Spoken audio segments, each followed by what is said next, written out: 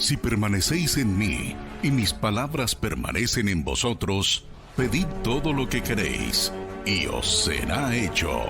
El Ministerio Revelación a las Naciones en Garland, Texas, presenta su programa, Revelación de su Palabra. Y ahora con ustedes, el apóstol Neil González.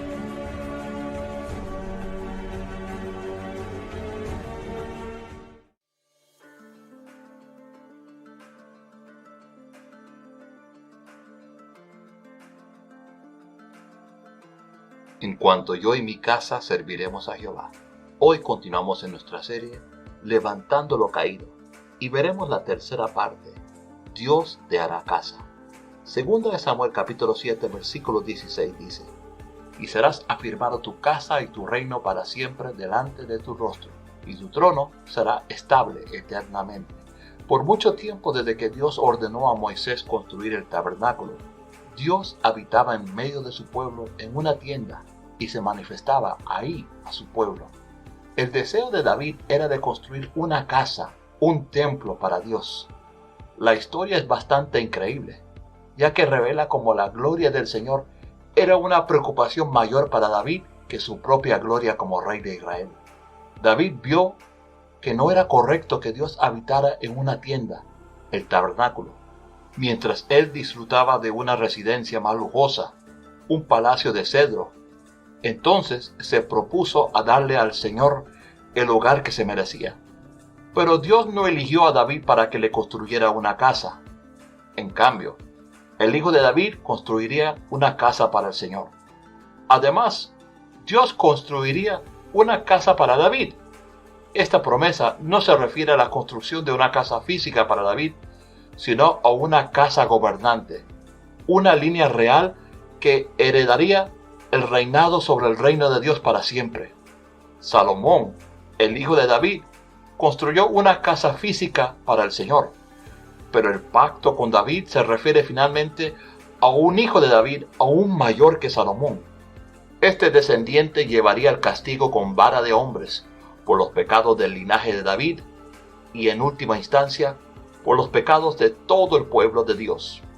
Este rey ungido, este Mesías, es Jesús, quien sufrió, murió y resucitó para salvar a su pueblo. Quizás en su corazón está el deseo de hacer algo para Dios en agradecimiento por lo que Él ha hecho por ti.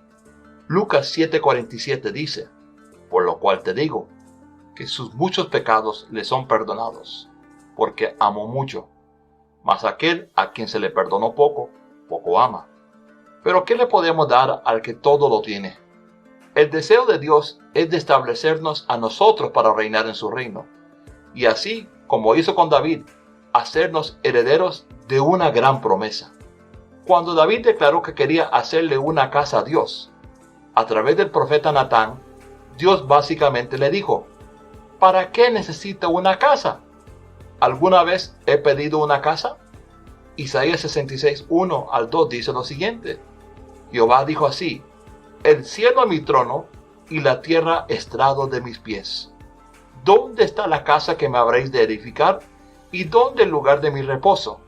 Mi mano hizo todas estas cosas, y así todas estas cosas fueron, dice Jehová.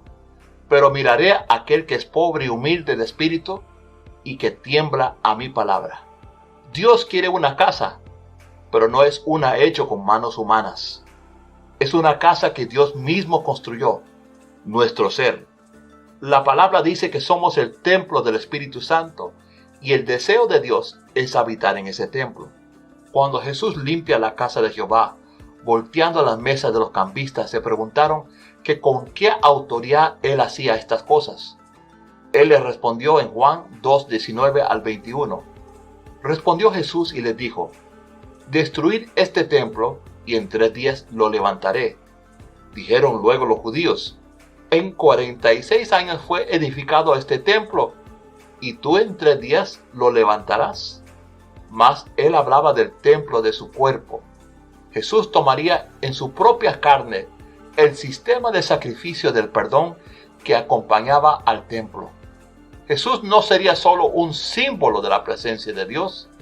Él sería Dios hecho carne humana.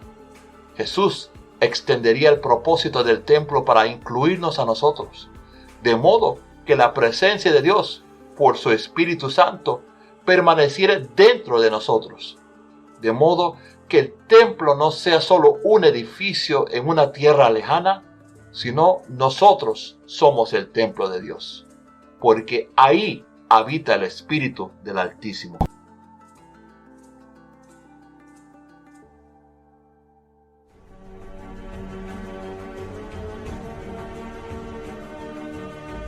Revelación de su palabra. Es una presentación de la cadena radial Revelación y Revelación TV. Para más información, escríbenos a nuestro correo electrónico crrmundial@gmail.com. Dios les bendiga y hasta la próxima edición de Revelación de su palabra.